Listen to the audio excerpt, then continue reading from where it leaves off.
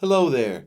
Nicola Sturgeon has accused Liz Truss of manipulating Scottish independence rules after she considers reports of changing the law to make it harder to get a yes.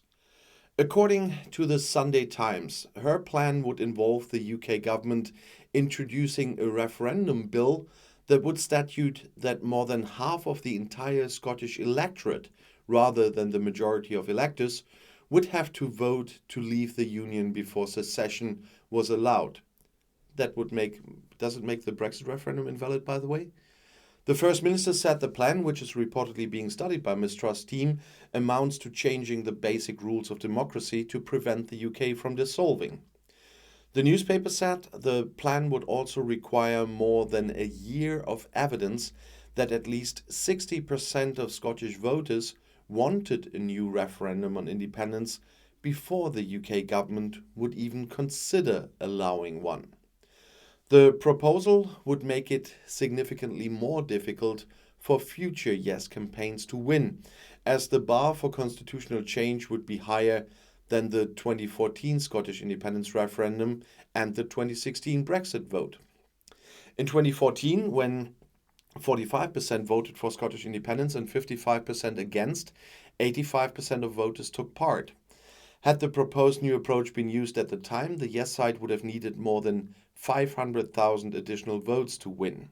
In 2014, yes was supported by 38% of voters and no by 47%, while 15% did not vote. When asked if that was an approach she would accept, Sturgeon told Sky's Sophie Rich on Sunday, "No, because it's a change in the basic rules of democracy that we all hold dear our whole lives and long have held before. Can you imagine the excitement, the literal foaming at the mouth we would have gotten from the Conservative Party if anyone had proposed that for the Brexit referendum? Just because you're afraid of losing a democratic contest, it's not acceptable to try to rewrite the rules of democracy." And Nicola Sturgeon is so right here. The reports also sparked angry reactions from Sturgeon's SNP colleagues, with the party's defence spokesman in Westminster, Stuart MacDonald, calling it an attempt at election manipulation.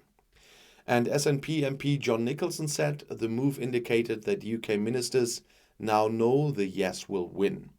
A traditional referendum and a growing panic at the Tory headquarters would be there as well.